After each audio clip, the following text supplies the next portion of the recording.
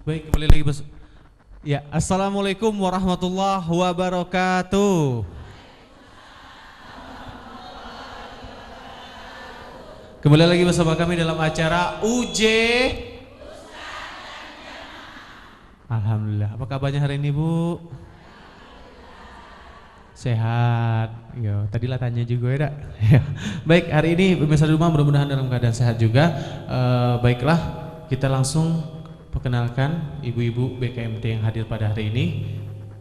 Yang pertama dari pengajian Masjid Raya Miftahul Jannah. Assalamualaikum, Ibu.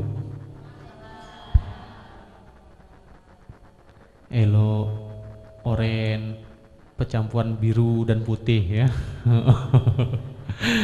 Apa kabarnya hari ini, Bu? Sehat ya? Ya, ke Siko tadi pakai apa, Bu? Oh, naik mobil ya. Oh, alhamdulillah. Walaupun angkot, enggak. Baik, terima kasih sudah hadir studio kami. Selanjutnya dari pengajian Dharma Wanita Kementerian Agama Kota Jambi. Assalamualaikum, Ibu. Sehat, Bu ya? Alhamdulillah. Elok bajunya ya. Elok galau. Enggak ada yang enggak ada elok ya. Warna apa tuh?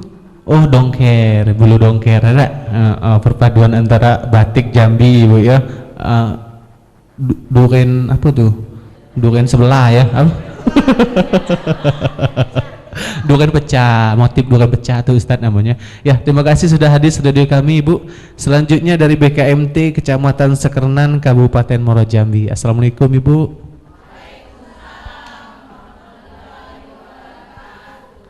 Apa kabarnya orang Sekernan, Bu? Banjir sana? Dah. Rumah saya nyampe ke dalam rumah sudah, Bu. Air kopi maksudnya. Ya, terima kasih sudah hadir jauh-jauh dari Sekernan, Ibu ya, di studio kami. Selanjutnya dari pengajian Masjid Nurul Iman Simpang Rimbo. Assalamualaikum, Ibu. Apa kabarnya Masjid Nurul Iman, Bu? Ceritanya baru sudah di-chat, Bu ya. Masjid, alhamdulillah elo masjid kita, Bu ya. Terima kasih sudah hadir studio kami dari Simpang Rimbo. Selanjutnya dari pengajian Rodatul Jannah Mayang. Assalamualaikum, Ibu. Apa kabarnya hari ini, Bu? Sehat. Nyai, sehat Nyai? Tuh kacamata. Sehat. Alhamdulillah. Umur berapa, Nyai? Umur berapa? Umur. Oh, 17 tahun. Ya, mudanya masih 70-an tahun ya. Terima kasih, mudah-mudahan sehat selalu Nyai ya, dan terima kasih sudah hadir studio kami dari pengajian Rodatul Jannah. Selanjutnya dari pengurus daerah BKMT Kota Jambi. Assalamualaikum, Ibu. Sehat, Bu ya? Luar biasa. Jangan nambah, Bu. Enak lah makan daging terus ya. Nggak, terima kasih sudah hadir studio kami, Bu. Mudah-mudahan dalam keadaan sehat selalu. Baik, juga seperti biasa Ustadz kita yang hadir pada hari ini, Ustadz Dr. Haji Hasbullah Ahmad MA. Assalamualaikum, Ustadz. Waalaikumsalam warahmatullahi wabarakatuh. Apa kabarnya hari ini, Ustadz? Sehat, alhamdulillah. Lain pakai apa suara, Ustadz? Ya, hari ini Ustadz tema kita sholat sebagai antivirus. Ya, bukan suntian B antivirus. Sholat juga menjadi baik, Ustadz bisa dijelaskan pemirsa di rumah dan juga ibu-ibu yang hadir pada hari ini. Silakan, Ustadz. Bismillahirrahmanirrahim. Assalamualaikum warahmatullahi wabarakatuh.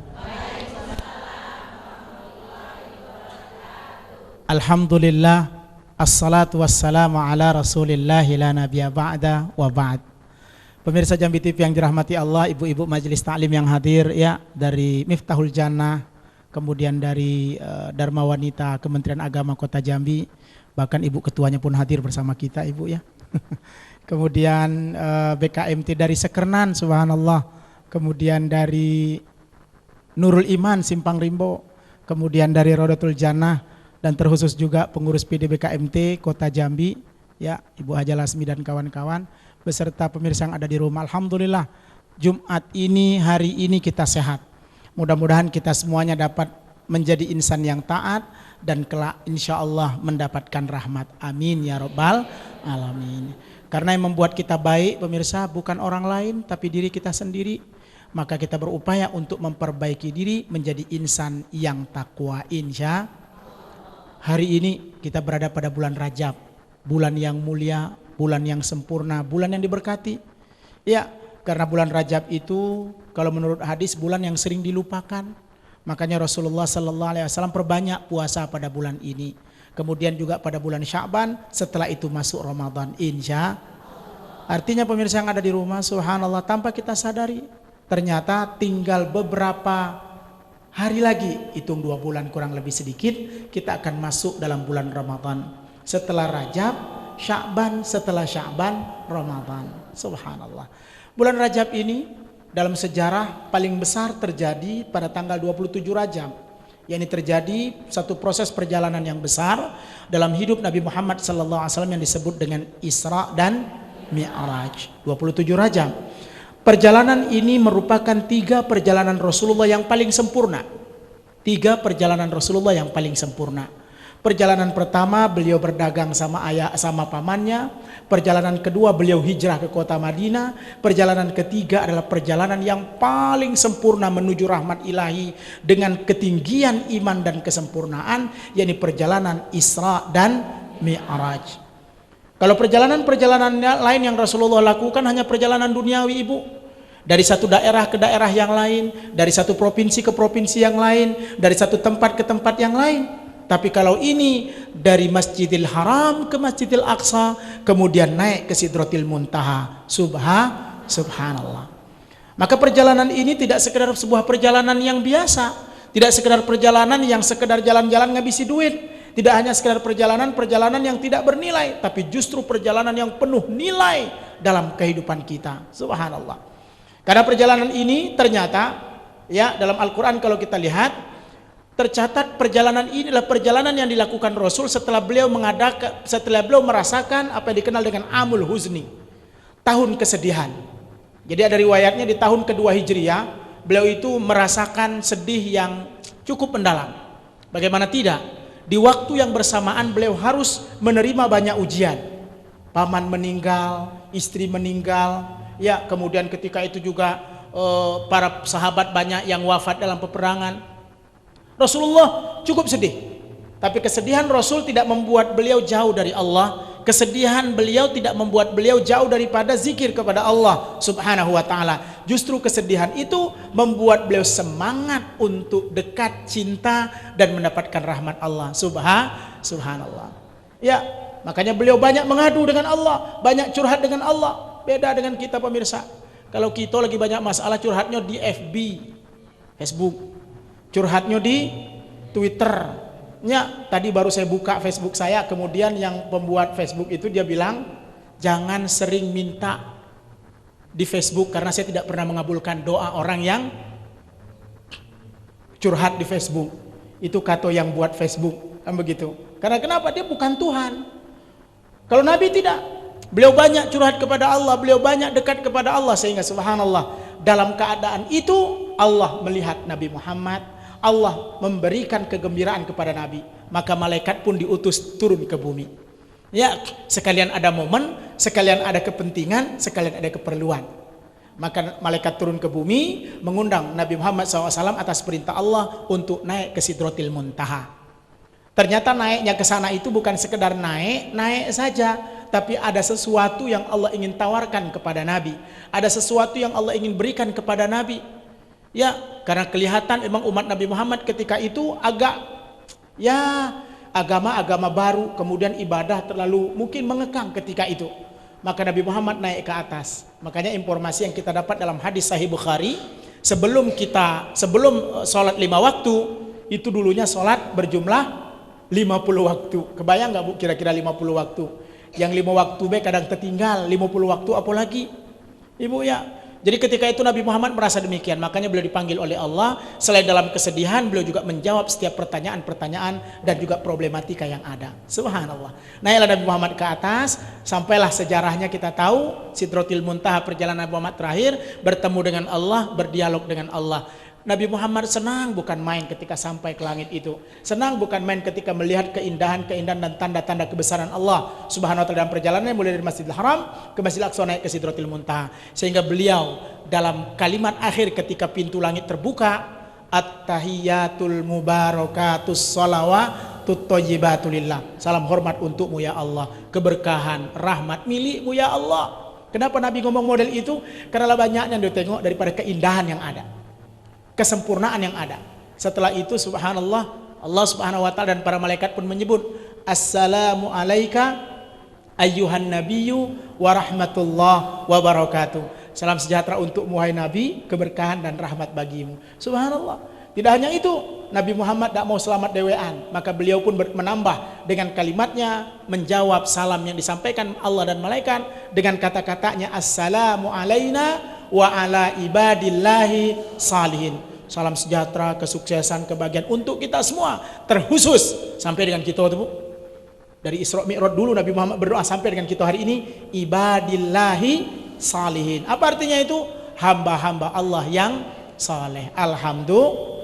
Makanya pemirsa yang dirahmati Allah, ya, jangan ragu-ragu, pastikan apa yang kita lakukan dalam ibadah, khususnya salat, menjadi kunci utama dalam kehidupan ini.